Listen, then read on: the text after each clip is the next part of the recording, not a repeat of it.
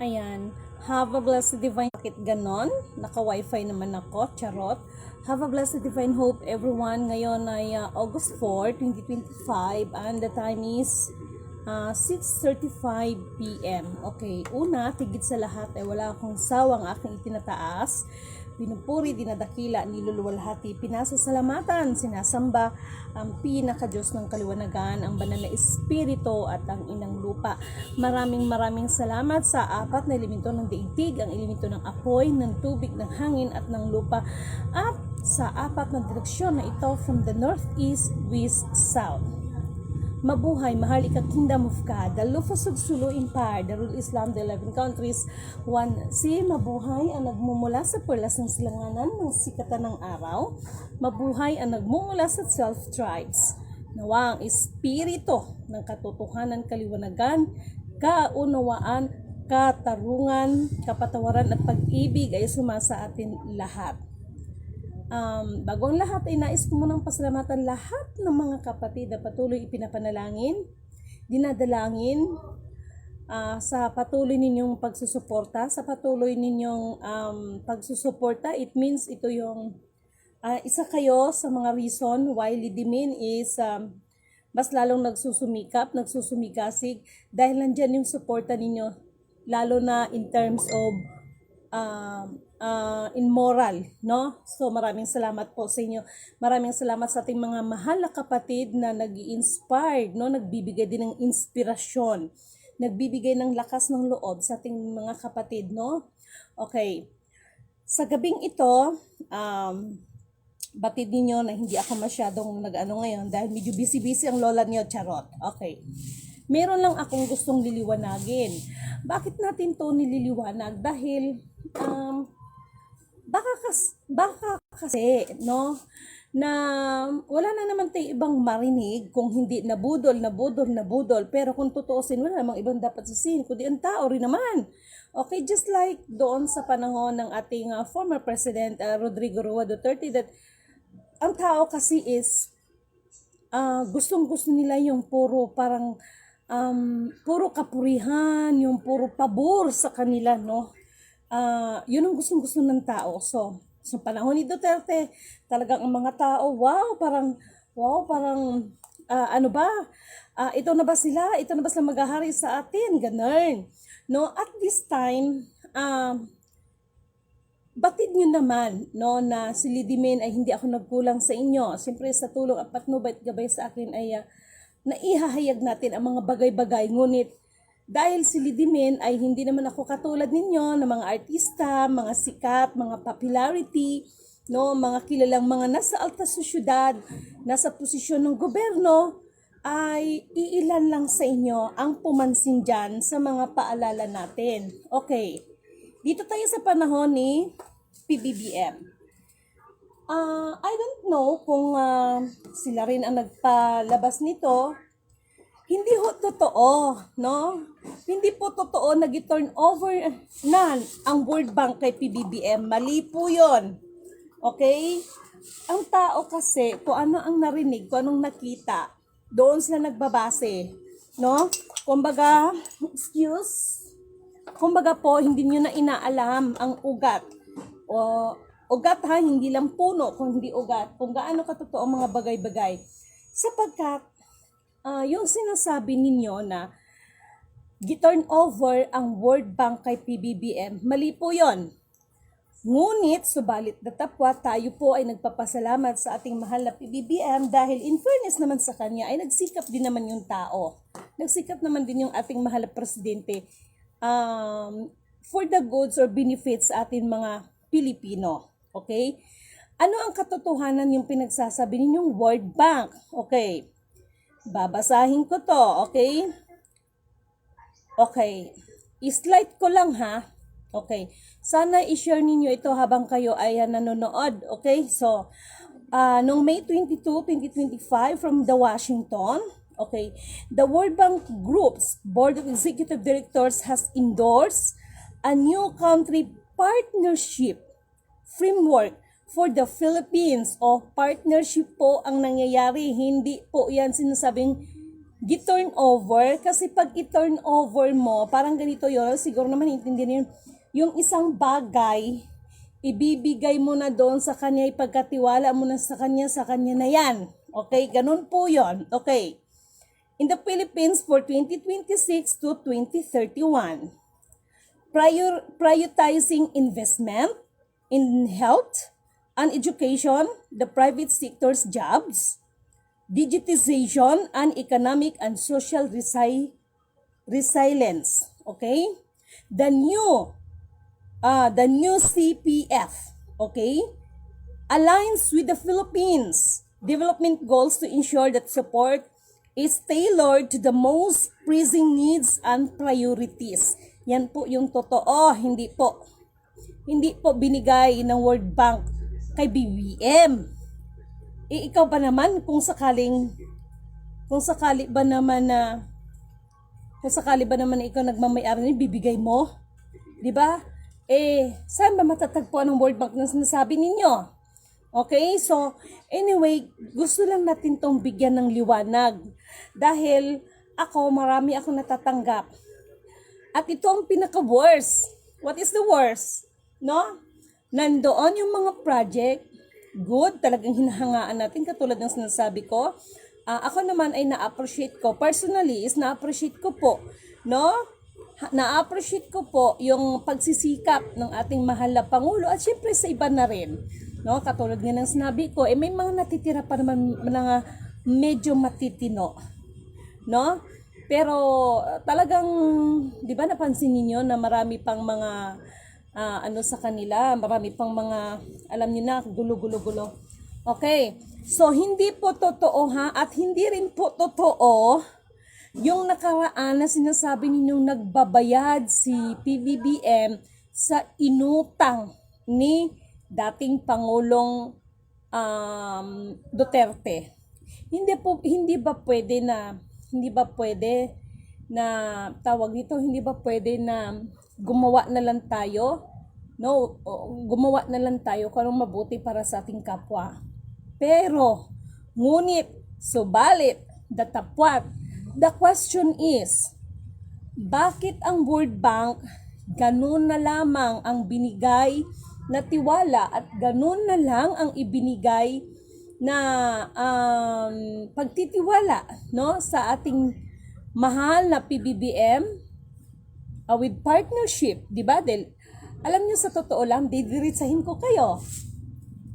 Kung ako may pera, kasi di ba sinasabi lubog sa utang ang Pilipinas. Okay.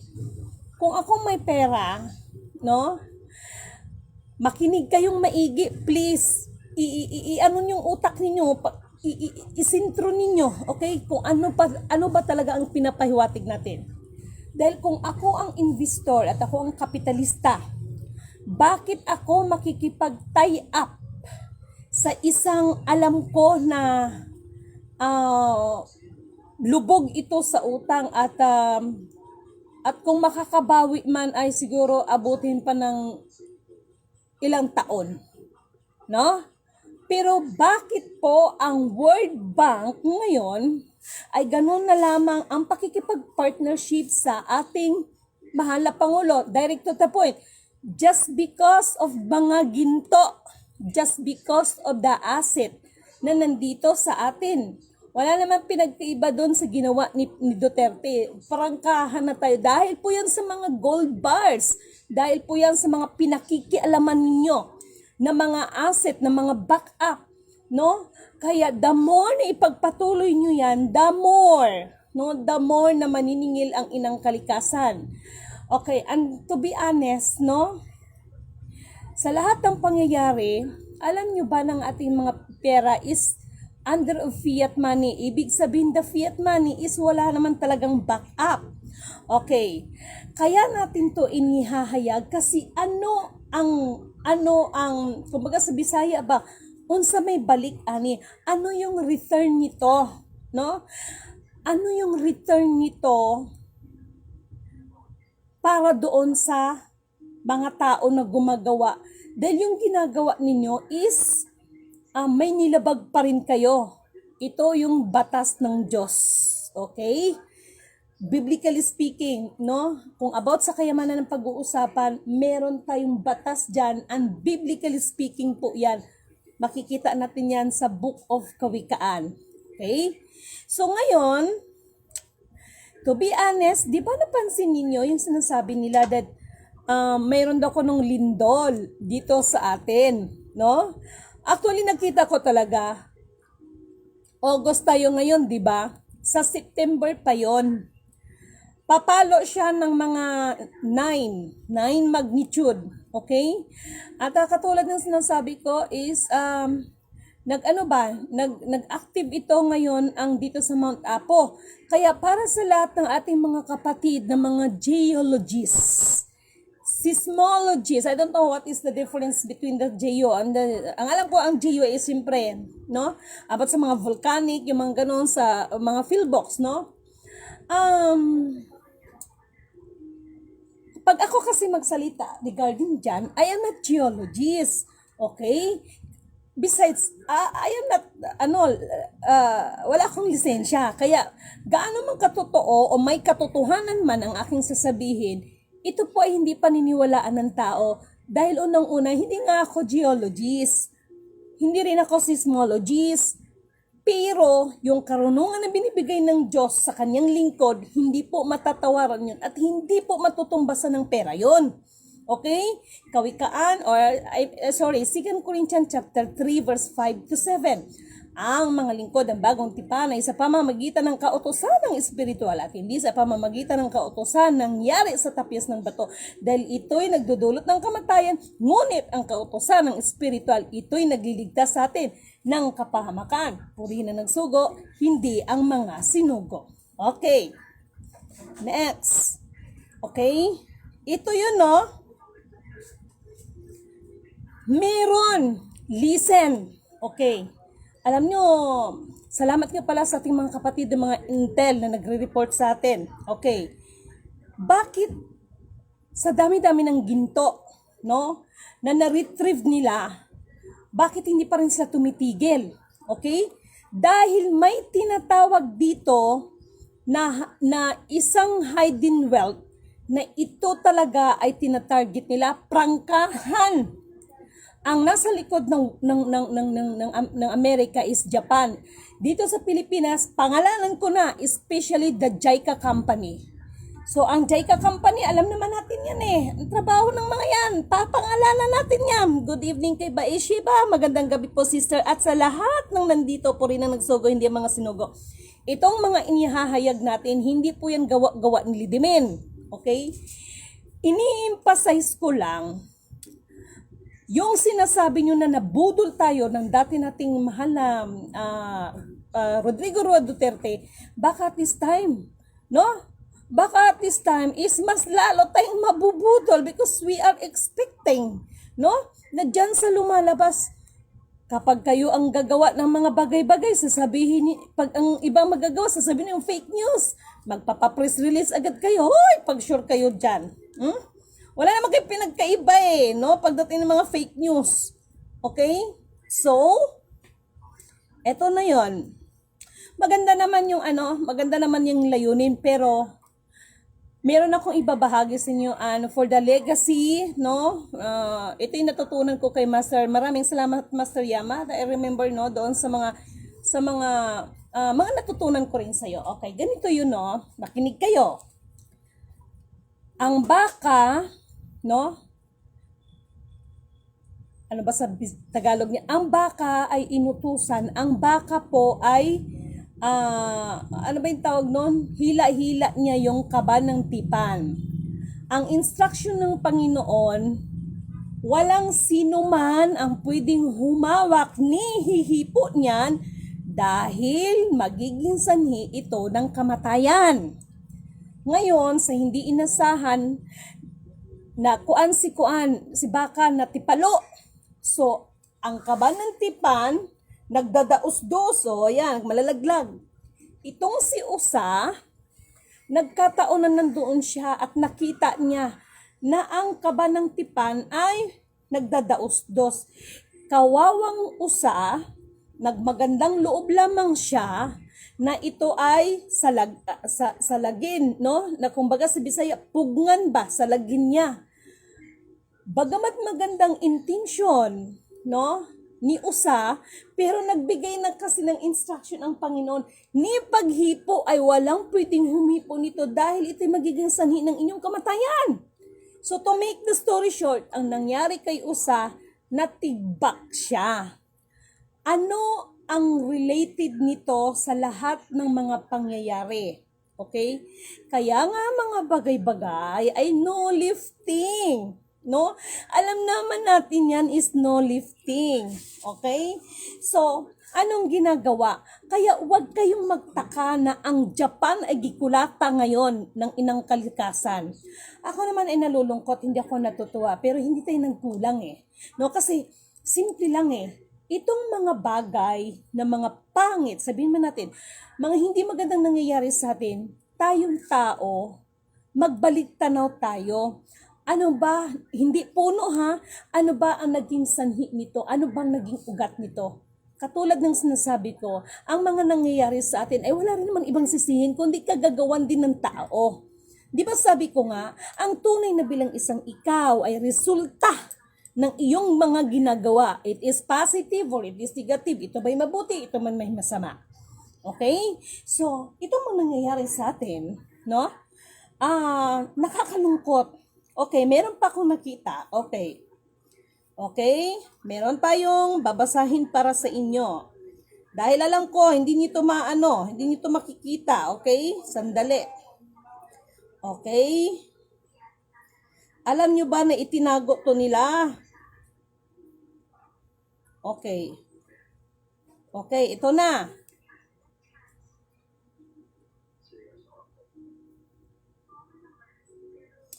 Hindi ko alam kung bakit ito, no, habang nag-i-FB live ako sa inyo ay pinapasilip. Okay.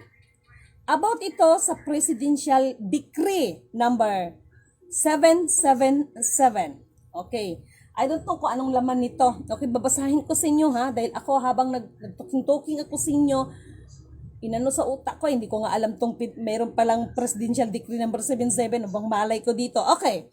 Presidential Decree number 77, 7, issued on August 24, 1975, changed the official fiscal year of the Philippines government to the calendar year from January 1 to December 31, according, no, blank.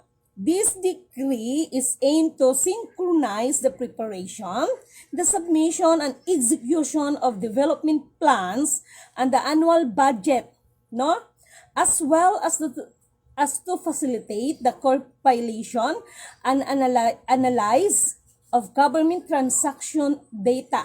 Okay?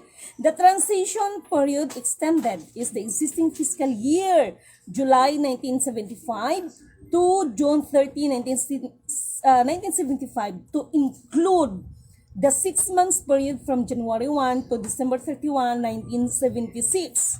Okay.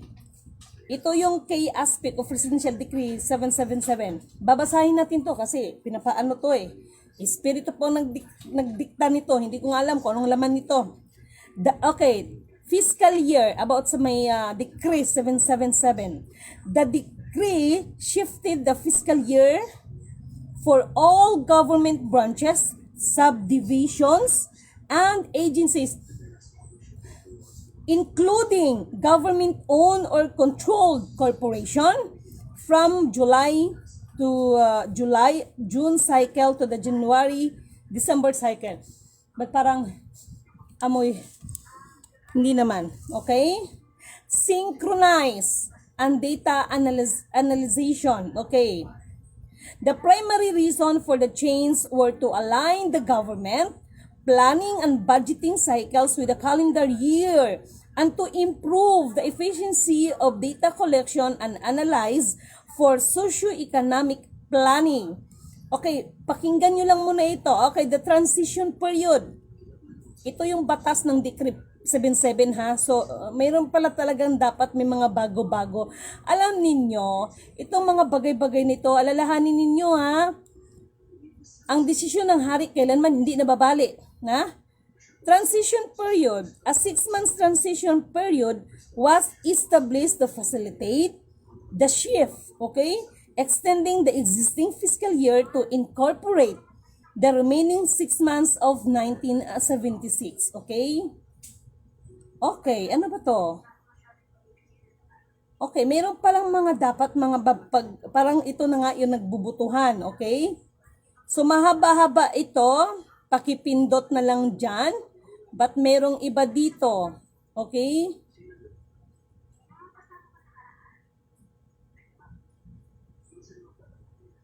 Okay, ito ha, di ba kakasunog lang ng ng COA? I'm sure, I don't know baka makatulad ito nung unang panahon na sinasabing nasunog kuno ang Register of Deaths ng tinatawag ng Bulacan. Kaya doon nag-umpisa nagkapeste-peste, sorry for my words, ang regarding dito sa mga kalupaan. So ito na naman kayo, nag-umpisa na naman kayo. But to clarification, no, kaya nabanggit natin yung kalupaan, okay. Yung sinasabi na fake, kaklaruhin ko hindi po ako abogado at hindi po ako judicial, no? Pero dahil naging boss ko si Attorney No Case, kung tawagin, ito pong international lawyer ng ating dating mahal na presidenteng Ferdinand Idril Marcos Sr., no? Regarding sa Royal Decree. Okay, gusto kong magkakaliwanagan tayo. Okay. Unang-una, alam niyo naman na meron tayong mga soberanya, tama? Okay, the soberanya is pang international na usapin yan. Ngayon, itong dito sa atin in local, okay? Kasi yung lumalabas na mga fake titles na ilang milyon, para po sa akin, it's not a fake. Okay, it's not a fake, okay? Paano magiging fake yon? May pinagmulan ang mga yon. Kung tutusin, just for example, okay, makinig kayo. Okay lang, ba't ba tayo napunta sa lupa? Dahil marami ka, sabi ko nga sa inyo, yung mga project na yan, no? Ayus-ayusin nyo pagdating ng kalupaan. Okay, like for example, OCT 333. Okay? Sinabi doon sa OCT 33, kaya may lumalabas na fake dahil sample to pero this is the reality. Ito po ay halimbawa, no? May naglaban dito ngayon sa Quezon City. Yung isang kalaban, squatter, sabihin man na natin. Ang kalaban niya ay mayroong hawak ng dokumento at hawak ang OCT 333. Okay. Ito makinig kayo ito kasi naging sanhi. Yung pagkasunog, sinadya nila talaga yun. Kung tutuusin, para makawindang-windang ang mabot sa kalupaan, kayo talaga. Okay. Ang OCT 333 ay nanggaling pa rin po siya doon sa pinaka-mother title. Halimbawa lang po Diyos ko naman, kayo talaga. Ito po ay notebook. Okay, notebook po ito. Okay, tutupiin ko Isang buong notebook yan. Okay? Maglalagay ako. Halimbawa, ito si Quezon City. Ito ngayon si Pasay. Si Pasig. Si Makati. Okay? Itong mga to, no? Iisa lang po ang titulo niyan dahil kung tutuusin po, ang ating mahal na Maharlika Nation, ang ating bansa is private property naman talaga. Okay, kaya nga paano ka magiging paano magkaroon ng monarchy, no? Kung wala ka namang sapat, number one, no, is asset, is lupa. Kayo talaga. Okay. Ngayon, itong OCT 333 kabuuan, 'di ba? Ito 'yung notebook. Nag-ano ako dito ngayon ng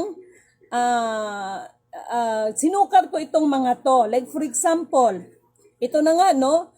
So dito, for identification nila, yung identity nila, okay, ikaw dito is si OCT 111, si OCT 222. Ngayon nagkaroon ng laban, okay? Ang may hawak ng, halimbawa lang to ha, gidemo ko lang sa inyo ba? Okay. Halimbawa si Quezon City, ang OCT niya is 333. Okay? Quezon City, naka-ano yun ha? Naka-record yun doon. Halimbawa lang no. So, gisukat man siya ng buo. So, kumbaga para galing i-identify ka. So, parang grupo-grupo ba? Group 1, Group 2. O, halimbawa na lang sa room, sa classroom.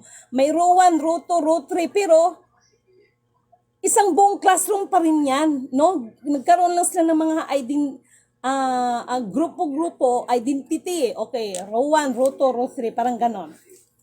Ito, OC3333, halimbawa sa Quezon City. Ngayon, may naglaban dito sa Pasig. Okay, makinig kayo ha. Okay, dito sa Pasig, nagkaroon ng laban. Itong squatter, siyempre, squatter nga, wala talaga siyang hinawakang lupa. Ay titulo. Ito namang kalaban niya, may hawak naman siya na titulo na OCT 333. Ngayon, napatunayan sa korte na ang OCT 333 ay matatagpuan dito sa Quezon City. Sino ang mas may karapatan ngayon? Ang squatter na nakaposisyon o yung may hawak na papel na sinasabi niyang meron siyang titulo? Saan ang mas may karapatan doon? O sabihin natin na parang rights, no? Karapatan nga, di ba? Karapatan bilang ikaw ang nakaposisyon, but hindi ibig sabihin na ikaw na ang may-ari. Pansinin ninyo dyan sa inyong mga titulo ng lupa. Ano ang nakalagay? Tax is not proof of ownership. Kaya kahit nagtatax kayo, no? As long as wala kayong pinanghawakan na titulo, it doesn't mean that it is yours. Ngunit subalit datapwat, mayroong pamamaraan para i-apply mo to. Ngayon, ang tatanungin dyan, paano ka naman mag-a-apply kung halimbawa dito ka naman, wala ka naman tinatawag, kaya nga may mother, di ba? Ano ang pinanggalingan? Kaya dito po nagka-peste-peste yung mga lupa natin. Kaya marami nag-aaway, kaya nga itong mga kapatid natin, mga tribo, nakakalungkot lang yung iba. Kasi may mga kanya-kanyang jurisdiction po yan. Okay? May mga kanya-kanya pong jurisdiction yan. Bagamat yan is under of the EPRA law. But hindi po ibig sabihin, halimbawa, taga Surigao ka. No? Hanggang ba naman abra, no? Ay aangkinin mo, sasabihin mong pag-aari ng mga kapatid na nitibo, no? Sa kanila doon na part, pero bilang tumatayo, kung taga Surigao ka, Surigao lang ang anuhin mo, pamahalaan mo, ganun po yon. Okay? I agree, very good. Ngayon, Lidimin, bigla ako gumaling at nabuhayan ako ng loob na tumbok mo. Hindi sa natumbok kasi alam mo naman ate yan no? Milima Jaco Salim, alam mo yan na si kuya, iniwan sa akin yan ang sulat kamay. Kaya, hindi naman ho sa pinagyayabang ko, ako lang po ay tumayo at tumindig para sa katotohanan. No, marami na po akong na-counter. Diyos ko, tatawad. No? Tapos yung iba magkiklaim, I am the warrior of God. I am the children of God. Tapos takot magsalita. Takot magsalita kung ano yung totoo. Kasi ayoko naman pa kayo. Pag-sure kayo dyan. No? Ako sa totoo lang, isit aside yung pagiging, natawa nga ako ni isang araw Bakit? May tumawag na naman sa akin, may kausap na naman ako. Ay, may mga tanong, geto ganun. Sinabihan ako, anak ka ni Marcos, no? Parang awaan nyo na, please lang. Ako na nakikiusap. Nahihiya ako sa sarili ko. Please lang, wag niyo pong ipagpilitan ang mga bagay-bagay na walang katotohanan. I, Lidimin Canuto declared, I am not, uulitin ko, I am not the daughter of our beloved President Ferdinand Idraling Marcos Sr. Pero ngunit subalit datapwat, malaki ang magiging kaugnayan ko sa kanya. Okay? Alam niyo, makapagsinungaling tayo sa ating mga sarili, but ay sa ibang tao, but sa sarili natin, we know the truth. No? At hindi tayo, para saan ba para magsinungaling? At ang batas ng Panginoon, ang kasinungalingan ay katumbas ay kasalanan at ang kasalanan ay katumbas ay kamatayan. Purihin ang nagsugo, hindi ang mga sinugo. Okay? So this time, napunta tayo sa lupa, no? Okay, ano pang update ni Lidimin? Okay. Mga taga Mindanao, ito yung sinasabi ko ng mga nakaraan. Even the Mindanao is the land of promise. Ngunit subalit datapwat. Kulatahon po ni sa dilubyo ang Mindanao. Alam niyo kung bakit? Dito kasi mas marami ang mga spiritual na gumaganap. Dito kasi mas, alam mo yung tipo na pinupugaran, no? Ng mga, may mga anting-anting. Kaya nga tinatawag ng Mindanao. At ang nagtawag ng Mindanao sa atin is Portuguese. From the word Mindanao, from the root word of mind, isip, yung isip, natural, in your mind. And now, it means, ito ay may kinalaman sa mga math, may mga powers, no? May na-encounter nga ako no? Kung anong nasa isip mo, halimbawa sasabihin ba na, kuan ka ng mahulog ka sa bangin, mahuhulog ka talaga. Kaya noon, ang mga tao noon, lalo na dito sa Mindanao, matataas sa mga ano nila about sa mga powers, no? Wala pa yata kaya meron ngang kasabihan, 'di ba? Ang tumalo sa mga Hapon, mga mangkukulam. Ang tumalo sa gira ng Hapon is itong mga voodoo, no? Itong mga mangkukulam. Naririnig ko lang yan, okay? So, yan po yon. No, okay, magagalit sa akin, okay? Bantayan ninyo ito, ha? Kaya baka mamaya sasabihin ninyo. Kaya minsan iisip ko tuloy no? Kung ganito man itong mga to, alam nyo kasi, kailangan mas matupad ang kalooban ng Panginoon, hindi sa tao. Okay? So, ako ibabahagi ko lang pala ito before I forgot. Hindi ko to naibahagi sa inyo Kaya nung nag-usap kami ng isa nating kapatid, maluha-luha ako kasi noong nakaraan, ito nga, nanindig ang balahibo ko Alam nyo kung bakit? May mangyayari na naman! Diyos ko! Kasi si Lola Loca, nagising si Lola Loca. Sino to si Lola Loca? Isi itong Reyna. Ginising nyo, nagising si Lola Loca. Dahil sa kakatreasure ninyo, lagot kayo. Okay, ito na yon. Noong isang araw, nakarinig ako ng kakaibang tunog. Isa siyang tunog na parang wavelength, parang gano'n, no? Ng frequency. Biglang uminit ang aking mga katawan, no? Tapos naramdaman ko ba na may kakaiba sa katawan ko. So napahinto ako kasi lalabas ako ng kwarto Ito yung medyo nakakaano Ito yung medyo naiyak ako. Hindi ako nakurintihan Maliwanag sinabi ko, nakarinig ako ng kakaibang tunog, no? Na may, parang gano'n, no? Parang siyang lizard. Gano'n. To make the story short, medyo na paluha-luha ako kasi ganito talaga siya, itong mga kamay ko. Nanindig ang balahibo ko. Itong mga to, meron siyang parang blue fingerprint, no? Hindi ko lang siya nakunan, nanindig ang balahibo ko. Hindi ko lang siya nakunan, tapos tinitingnan ko, sabi ko, bakit nagkaganito yung kamay ko? Pero ito, hindi to ngayon ganito yung kulay niya, no? Ito kasi ngayon, bumili lang ako ng thumb mic kanina, at kasing kulay nito yon. Ito yun yung mga kamay ko, ito mismo ito itong palad ko, ito, nagganito po siyang kulay, okay? Ngayon, pinakaramdaman ko yung katawan ko, kakaiba. So, habang nakakaramdam ako ng ganun, parang pakiramdam ko, parang pati sa ibang planeta, parang iba, parang iba talaga siya. No? So, katulad ng sinasabi ko, ni-research ko siya, hindi ko siya hindi ko siya magets hanggang sa nagbulong sa akin ng espiritu na ito yung sagot kung bakit ka nagkaganyan. Ito ho talaga ay may kinalaman sa DNA. Okay? May kinalaman siya sa DNA, kaya ngayong ito nire-reveal ko ito, hindi ho para ma-amaze kayo sa akin. Alam niyo ba kung bakit?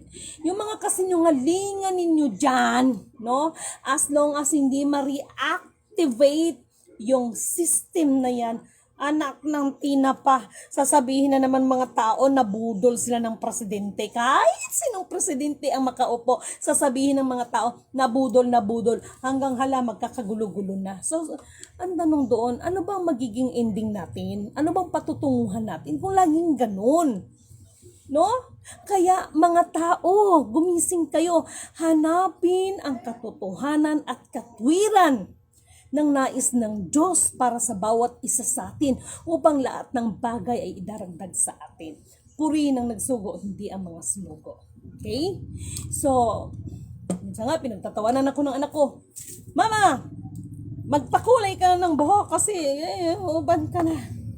Pero, may purpose yan. Bakit ako nagtauban?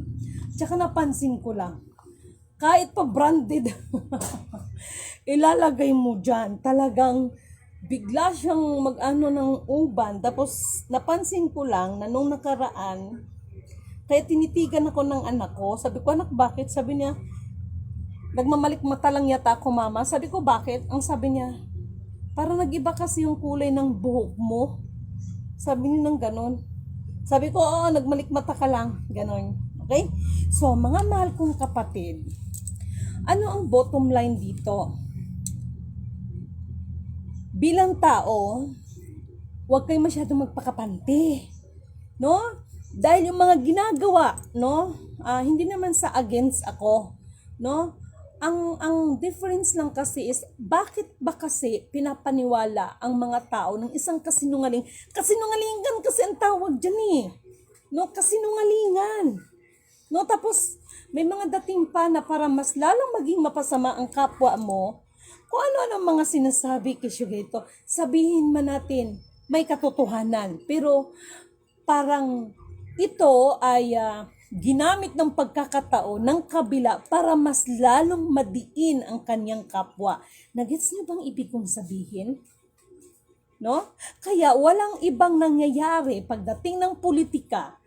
Para sa akin, gantihan ang politika, hindi serbisyo para sa mga tao, kundi gantihan.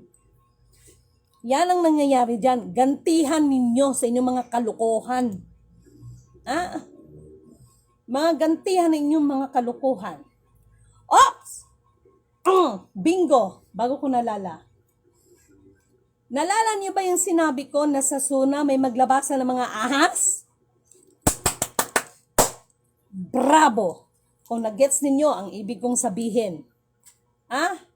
Sabi ko sa inyo, sa larangan ng kapangyarihan at kayamanan, marami talagang magiging ahas, hindi lang ahas, anaconda pa. Okay? Ganun ho, ang biblically speaking, nakalagay dyan, ang mga tao ay pasama ng pasama, ang mga masasama at ang mga mabubuti ay mas lalong magpapakabuti. Pakibasa mo, Miss Lidimin, Apocalypse chapter 21 verse 8. Okay, mawalang galang na, dilang Biblia, ikukunin ko muna. Apocalypse is revelation, right? Okay, just wait for a while.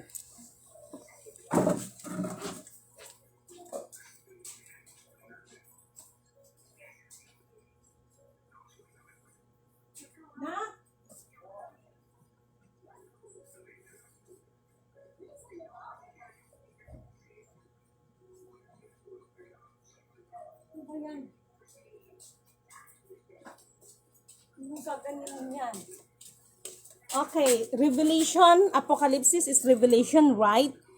Apocalypse chapter 21 verse 8. So Revelation 21. Okay, salamat kapatid na Randy Bautista sa pagbahagi mo. Revelation chapter 21 verse 8. Okay. Okay. Okay. Gracias. Okay, nakasa dito. Okay, verse 8. Lalabas siya at dadayain ang mga bansa. Ay, siya nga pala. Ito yung mga, okay, buti kapatid Randy, no? Mula sa 4 na sulok ng daigdig, ang Gog at Magog. Titipunin niya ang mga ito upang isama sa pakikipagdigma. Ang hukbong ito ay sindami ng buhangin sa tabing dagat. Kumalat sila sa buong daigdig at pinaligiran ang kampo ng mga hinirang ng Diyos at ang pinakamahal na lungsod. Ngunit umula ng apoy, okay, mula sa langit at tinupok ang mga kampon ni Satanas. At ang diablong nandaya sa kanila ay tinapon sa lawa ng apoy at asupre at pinagtapunan din sa halimaw at sa huwad na propeta. Okay? Pahihirapan sila doon araw at gabi. Okay, maraming salamat kapatid na Randy. Sino ito? Ito yung palatandaan ng 666. Sino itong, di ba sinabi ko na nga sa inyo? Ay, Lidimin Canoto declared. Oh my God. Hanap kayo ng spiritual wonder boy. Ang tunay na spiritual wonder boy, siya rin po yung 666. Ano ang magiging batayan natin nito? Ano magiging batayan natin ito? No? Sapagkat po, ang lolo ko, di ba sabi ko, Lidimin is also 666. Ngunit, subalit, datapwak. Ito na ngayon. Ano yung sinasabi ko? Darating ang panahon, meron talagang lilitaw, dalawa. This is from the seed of the serpent and the seed of the seed of the womb. No? The seed of the womb. No? The seed of the serpent and the seed of the womb. No? Dalawa kasi ang lilitaw niyan. Okay? Kaya sa mga spiritual, no? Makinig kayo ha. Alam niyo nung nakaraan, grabe talagang naramdaman ko. At ito pa. Kahapon, sabi ko nga kila Sis Karen at saka kay Kuya Richard, bit-bit ako ng kaldero ba? Kinaning kamot nagislidimin. Bigla ako napahinto, nanindig na naman balahibo ko. Sabi ko, nakakarinig ako ng ugong. No? Tapos meron talagang bumulong sa akin. Magsipaghanda kayo dahil mayroong paparating na matinding lindol. Alam niyo mga mahal kong kapatid, hindi ko yan ginagawa para magbida-bida sa inyo ba? No? Si Pinte, Miss Lidimin. Opo, si Pinte yan. Yes, kaya mo. Ingat talaga. Thank you, sister. Salamat po. No? Sinabi ko naman sa inyo, yung dragon ba, yung dragon, nakawala na ang isang kadina. Mula nung nagkaroon ng magnitude 8.7, nako, at saka alam niyo yan na bago ba nagkaroon ng lindol, sabi ko nga, nag-FB live pa nga ako, sabi ko, ba't kaya ito si Lolo? No? Kaya itong matandang to nagpakita sa akin, tapos tumawa.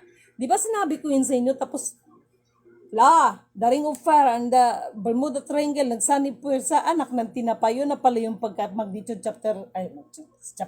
magnitude 8.7. Na? Kaya mga taga Mindanao, get ready kayo. Correction po, Ma'am Lidimin, mali po binasa mo. Chapter 20 verse 8. Ano ba sinabi ni kapatid na Randy? Sige nga, I'm so sorry ha, pero okay lang yun. At least, tika. Salamat kapatid ha. Ano ba sinabi ni kapatid na Randy? Saan ba yun? Saan ba ito si Randy Bautista? Inilagay ni Lord. Ay, Randy Bautista, where are you? No? Nag-FB live ako, naka-FB live. Asa ba ito si, ano ba yung inano ni Randy Bautista? Pahayag kasi yun eh. Sandali lang ha. Okay, salamat sa pagkukorek kapatid, no? But ano ko yun, asa naman ni si Randy Bautista? Asa ka naman dong? Kasi sabi mo, just wait for a while, ba't ganon? Mali daw ang binasa ko. O sige, ulitin natin. Pero okay lang yun, may purpose ang Panginoon. No, kasi nakalimutan kong sitas na to eh. Ay, nako, Randy Bautista, saan ka? I'm so sorry. Ano bang sinabi doon? 20 ba yon? Randy Bautista, where are you? No? Ano ba naman to si Randy? Saan ba to nilagay ni Lord? Ay nako, saan ba yon? Kailangan natin itama, okay?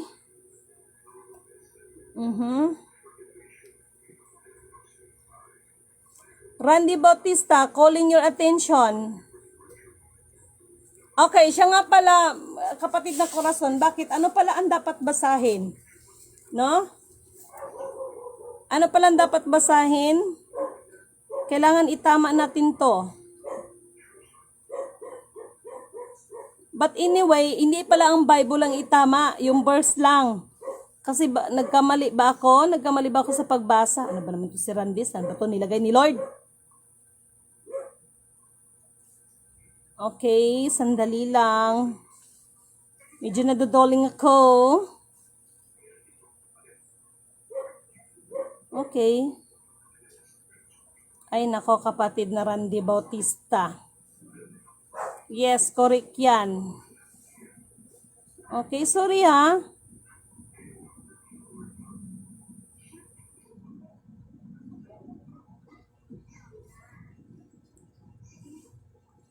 Sigurado ka kapatid na na mali ang binasa ko na verse? Tawagan ko nga si Randy for clarification lang. No? For clarification lang.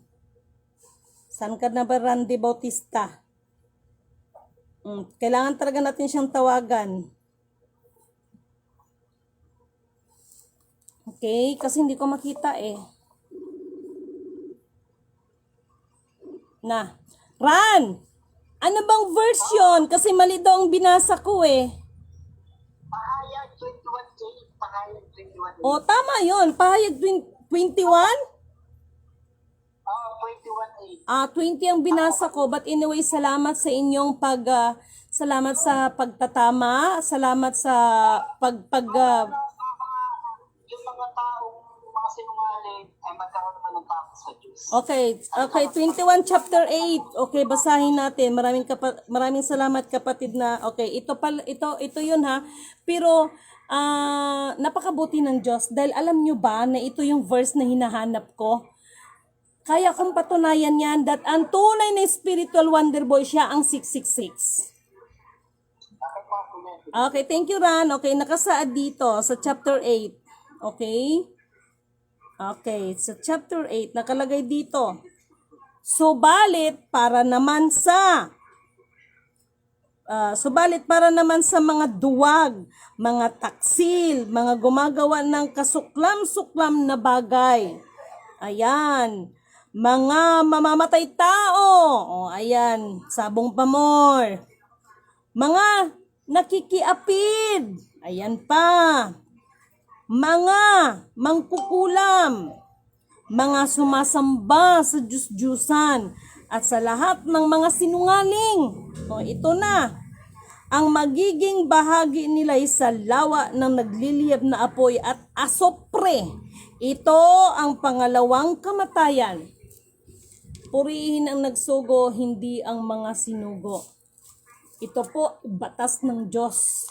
Okay? Kaya, maliwanag ang mensahe dyan. Pero ako'y natutuwa. Bakit?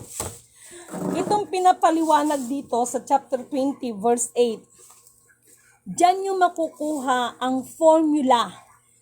Nawa, maunawaan ninyo I, Lidimin Canoto, declared that the real spiritual wonder boy ay siya rin ang 666.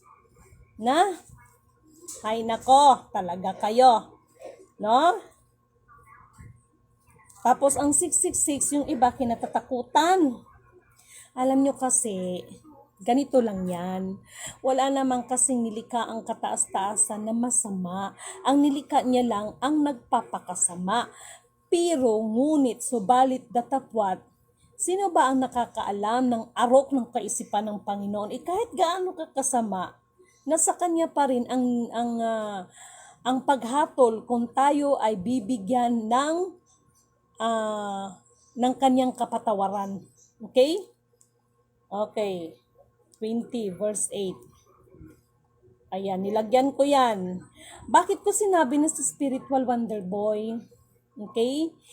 Sa lahat ng ating mga kapatid na mga spiritual, dalangin ni Lidimin nawa ang espiritu ng kaliwanagan at kaunawaan at higit sa lahat ng espiritu ng ipairal ang katotohanan at ang katarungan ng nais ng Diyos para sa atin ay matanggap ninyo ang buong katotohanan. Spiritual Wonder Boy is the 666.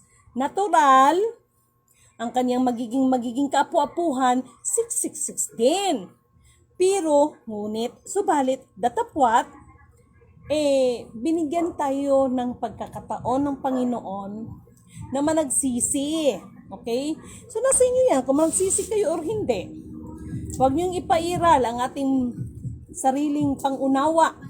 Huwag ninyong ipairal ang sarili nating kaisipan. Huwag natin ipairal ang ating mga sariling damdamin dahil mapa north, east, west, south, kahit saan ka man magpunta, batas pa rin ng Diyos ang masusunod at hindi sa tao. Ha? Kaya sana, ito ay naramdaman ninyo ang mensahe sa gabing ito.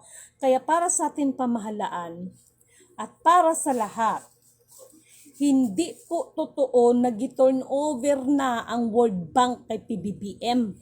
Anak kayo ng tinapa, oh. Ano to? Maagang propaganda for election 2028? Ay, pag-sure mo din ha. Na, si Lidimin ba? Wala ba yung kinakampihan sa inyo, no? No? Wala ba yung kinakampihan sa inyo? Pag-sure kayo dyan. Ma'am Chitlim, thank you so much. Napuntahan ko and maraming salamat sa ating butihin, no, sa serbisyo ng LBC Company, no, sa pag-entertain, sa pag-assist ng maayos para sa kailang mga client na katulad ko. Thank you so much po. Maraming salamat po sa LBC sa maganda po ninyong serbisyo. At maraming salamat, sayang hindi ko nakuha yung pangalan niya kaya. Maraming salamat din sa mga empleyado ninyo, no, mga empleyado ninyo na naging tapat at may mga malasakit po sa inyo. Sana yung mga kumpanya, no, mga kumpanya na alam nyo, yung hindi kasi kayo lalago kung wala itong mga empleyado ninyo. Dahil ang empleyado nyo po ay malaki pong bahagi sa inyong buhay. Huwag nyo pong isipin na porkit mga pasahod nyo yan, no? Malaki po ang naiambag ng mga empleyado ninyo, lalo na po ang pagiging tapat nila. Kaya sana itong mga kumpanya na ito ay ma-appreciate din nila, no? Makita din nila ang kanilang mga empleyado na hindi lang empleyado na tatanggap ng sahod, kundi mga empleyado na ito po ay nagmamalasakit sa inyo, no, sa inyong kumpanya, no, dahil ang pagkaroon ng empleyado ng mabuti, tapat, ay malaki po ang ambag nito upang maiangat, maging matagumpay ang inyong kumpanya. No? So, mabuhay ang lahat ng mga empleyado, no? Mga empleyado na may mga mabubuting puso, may mga mabubuting kalooban, at mga empleyadong mga mapagkumbaba. Okay? So, thank you dyan sa may LBC, dito malapit sa SARMED. Okay? So, General Santos City, SARMED General Hospital dito. Siyempre si General Santos City, walang ibang LBC dyan, yung parang pinaka-main nila dyan. Thank you so much po sa mga empleyado ninyo dahil maganda ang treatment kaganina. Talagang inaasikaso ka, no? Yung maramdaman mo na binibigyan ka ng halaga, no? ng kanilang mga empleyado. LBC, marami pong salamat po sa inyong lahat, no? So thank you so much, no? Diyan sa may malapit sa SARMED, no? General Hospital dito sa General Santos City. Dito malapit sa Polytechnic, okay? So thank you so much LBC, no? Maraming salamat po. At kay Ma'am Chitlin, no? At kay Madam, thank you so much kasi na-miss ko ito. Okay? Para po sa gusto mag-order nito ng original charot with promo, ano po niyo si Madam Chitlin, no? Masarap ito siya. Hindi lang siya sa singhot-singhot, iba talagang nararamdaman dahil may kakaiba siya. Okay? Kaya maraming salamat po sa inyo at tawag nito, wag ho kayong magsawa na manalangin, ipanalangin, no? Ang mga namumuno sa ating bansa, maging ang mga gumaganap, ipanalangin nyo po. Okay, pero yung panalangin na, sana karmahin, sana gabaan, hindi malulugod ang Panginoon yan. Okay, thank you so much kay Baisheba, magandang gabi, sister, at sa lahat ng mga nandito. Okay, kay Sister Karen po rin na nagsugod yung mga sinugo. Mabuhay, mahal ka Kingdom of God, the lupa sugsulo empire. Thank you so much kay Mali Cheryl at kay Betty Anuran. No, magandang gabi sa inyo. Kay Marlene Galan Lanusga. Ayan, Carlinda. Ayan. Okay, at sa marami pang iba. Thank you so much po. Sana po ma-absorb kay Madam Monique, kay Bai Monique, maraming salamat, no, ma-absorb yung pinakaminsahe, no? Yung pinakaminsahe na magsuri din kayo, no? Nakakalungkot eh. Sasabihin ba na gi-turn over na ang ball bang pag-sure kayo dyan, oy? Malayo pang 2028 para maaga kayo magpamulitika dyan. Ha? Pag-sure kayo dyan. Pero kahit pa paano, na-appreciate ka ni Lidimen dahil kahit pa paano, nagtatrabaho naman, no? At saka maramdaman mo rin naman, no? Ang bigas na dati magkano yun, o ngayon, yung sugar. Magkano bang, kaganinang sugar? Sabi ko, bumaba ang sugar. Bumaba yata siya ng 5 piso. Kasi 43, that is 86 per kilo. 86 per kilo. Ewan ko lang pero para sa akin, naramdaman ko naman kahit papaano na may malaking pagbabago doon sa malaking bagay din yon. Okay? So, sige lang, no? Ipanalangin natin ang bawat isa. Thank you so much po, mga mahal kong kapatid. Ops, yung sinabi ko sa inyo, mag-ingat, mag-ingat tayong lahat. September po yan, doon ho yung nakita ko. At saka yung sa, kung meron nangyari dito sa Russia, no? Yung sa Oregon, sa Washington, no? Ayan, nandiyan pa naman ang nandiyan pa naman yung US Treasury, kung hindi ako nagkakamali, no? At sa Washington at dito sa British Columbia. Okay? It's coming to town, the magnitude 9, no? So maraming salamat sa inyo and have a blessed divine hope sa inyo pong lahat.